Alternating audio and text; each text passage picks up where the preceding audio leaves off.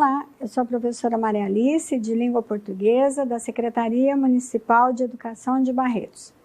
Na aula de hoje temos emprego dos verbos, modo indicativo. Eu gosto de verbar palavras. Gosta de quê? Eu pego os substantivos e adjetivos e uso como verbos. Lembra de quando o acesso era um nome? Agora também é uma coisa que a gente faz. Acessar, viu? Foi verbado. Verbar esquisita o idioma. Com sorte, conseguiremos transformar a língua em um impedimento total à compreensão. Tirinha do Calvin. Em suas falas, Calvin utiliza como verbo duas palavras inventadas por ele. Quais? Ele inventou as duas palavras derivadas aí de nomes. Verbar, derivada do substantivo verbo, e esquisitar, esquisita, derivada do adjetivo esquisito. No segundo quadro, Calvin explica por que acessar é verbo. Para ele, o que o verbo indica? Você concorda com essa explicação? Justifique. Olha lá, o que ele inventou? Verbar, e que é coisa que a gente faz, né? Para ele aí, verbar, né? Acessar é verbo, porque indica coisa que a gente faz. Você concorda com essa explicação? Bom, você já estudou, né? Que verbo é a palavra que indica ação, não somente uma ação que o sujeito pratica, mas também fenômenos naturais, como chover, ventar, trovejar, e também os verbos que indicam estado, como no caso os verbos ser, estar, parecer, certo? O verbo. Do ponto de vista morfológico, a classe dos verbos dispõe de um radical, a parte da palavra que contém seu significado básico, e de desinências, que indicam modo, atitude do falante em relação ao que é dito. Há três modos: o indicativo, que nós estamos estudando nesta aula, que exprime um fato certo, real. O subjuntivo, que indica dúvida, incerteza, possibilidade. E o imperativo, que indica uma ordem, um conselho, um pedido. B. Formas nominais. Infinitivo. Nomeia uma ação ou estado, mas não apresenta flexão de tempo. Modo, aspecto, número, pessoa. É a forma sempre terminada em R. Cantar, vender, partir, e que representa o verbo e em que este figura nas entradas de verbetes nos dicionários de português. Então, se você for procurar um verbo, sempre vai estar no infinitivo, ou seja, com a terminação em R. Cantar, amar, partir, sorrir, beber. Gerúndio, terminada em NDO, usada para exprimir uma circunstância, água fervendo, ou formar, juntamente com os auxiliares andar e estar, verbos que traduzem ações repetidas. Ele anda dormindo demais. Ou dão ideia de ação gradual, junto dos auxiliares ir e vir. Ele vai chegando devagar. Nós usamos muito o gerúndio no nosso dia a dia. Particípio possui características de nome, gênero e número, e de verbo, tempo, aspecto, voz. É formado com os sufixos ado, para a primeira conjugação, cantado, amado, viajado, e ido, para a segunda e terceira conjugações, bebido, vendido, sorrido, partido. C. Tempo. Momento em que o evento ou o estado ocorre como anterior, passado, né? A ação ocorre no momento anterior à fala. Simultâneo, que é o presente, no mesmo momento da fala. Ou posterior, futuro, no momento posterior à fala, em relação ao momento da fala.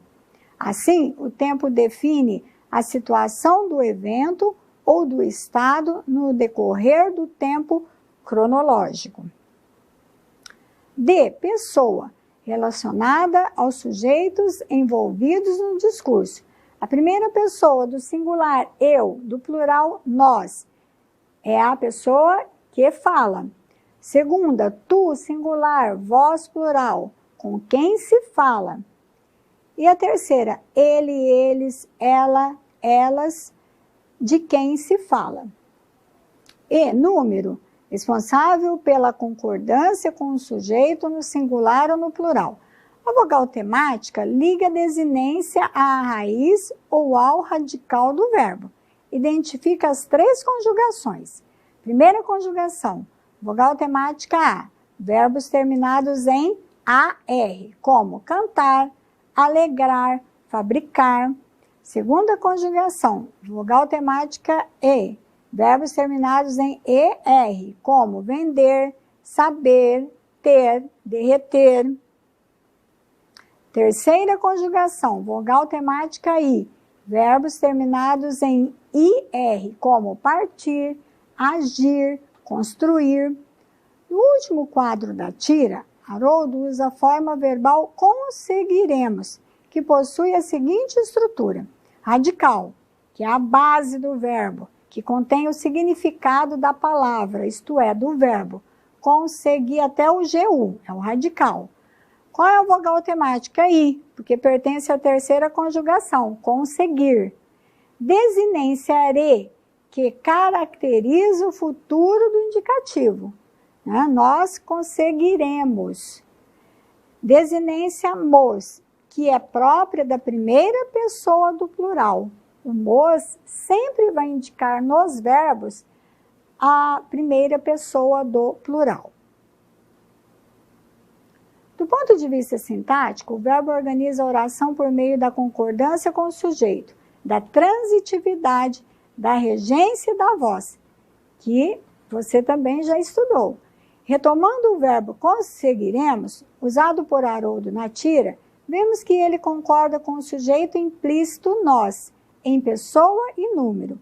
É transitivo e direto. O objeto direto é a oração.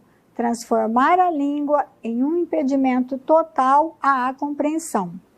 A voz, que indica se a relação entre o verbo e seu sujeito é de atividade, passividade ou ambas. É ativa, pois o sujeito é o agente da ação de conseguir, ou seja, nós conseguiremos. Do ponto de vista semântico, de significado, os verbos podem indicar ação, correr, jogar, bater, transformação, amadurecer, emagrecer, clarear, fenômenos naturais, chover, nevar, trovejar, fatos, morrer, nascer, cair, estado, ser, estar, ficar, localização, estar em, situar-se, de estar e etc. Então, isso responde aquela pergunta lá no início, depois da tirinha de Calvi, que o verbo não é a palavra que apenas indica aquilo que a gente faz, ou seja, a ação praticada pelo sujeito. Pode indicar todas essas coisas aí, ação, transformação, fenômenos naturais, fatos, estado, localização. Um verbo pode aparecer junto com outros, chamados de auxiliares. A combinação de um verbo auxiliar flexionado com uma das formas nominais, que é o infinitivo, gerúndio ou particípio do verbo principal, forma uma locução verbal. Entre os verbos de uma locução, pode haver as preposições de, em, por, a e para. Por exemplo, ele estava correndo. Ele havia corrido muito. Ele vai correr. Olha lá os verbos. O verbo auxiliar estava e o verbo principal correndo. Então, nós temos a locução verbal. E embaixo, eu hei de chegar lá. Começamos a ler agora, ele anda saindo à noite. Aqui, nos exemplos abaixo, ele mostra a preposição lá. Olha, eu hei de. A preposição de começamos a ler a, preposição a, ele anda saindo à noite, a, mais o a aí, o a com um acento grave. Por exemplo, ele estava correndo, ele havia corrido muito e ele vai correr. Nós já falamos anteriormente. Os verbos auxiliares mais comuns são ser, ter, estar, haver, ir. As formas com verbos auxiliares podem marcar a duração de uma situação, indicando pontos de vista diversos sobre ela. Por exemplo, na frase ele correu na rua, a situação está acabada. Mas em ele está correndo na rua, a locução verbal está correndo indica uma situação que ainda dura. Olha, ele correu na rua, correu, a ação terminada, acabada, concluída. Né? Temos lá o pretérito perfeito. Já que com a locução verbal está correndo, indica uma situação que ainda dura. E nós usamos muitas locuções verbais no nosso dia a dia. Sobretudo com os verbos ser, ter, o estar, esses verbos auxiliares. Agora nós vamos ver o modo indicativo, né? A conjugação de alguns verbos, dos verbos cantar, vender e partir, no modo indicativo, que é o modo que indica um fato certo, real. Antes disso, temos ali os verbos ser, estar, ter, haver e ir são irregulares, isto é, algumas de suas formas não seguem o modelo de sua conjugação. Eles mudam conforme o tempo verbal, o modo. Já os regulares, que nós iremos ver agora, eles seguem um modelo de conjugação. Então, temos lá presente simples. Cantar. Eu canto, tu cantas, ele canta, nós cantamos, vós cantais, cantam. Vender. Vendo, vendes, vende, vendemos, vendeis, vendem. Partir. Parto, partes, parte, partimos, partis, partem. Presente. Olha lá. Pretérito perfeito.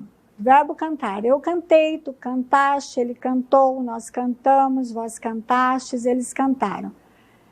Lembrando que o pretérito perfeito remete aí ao passado, né?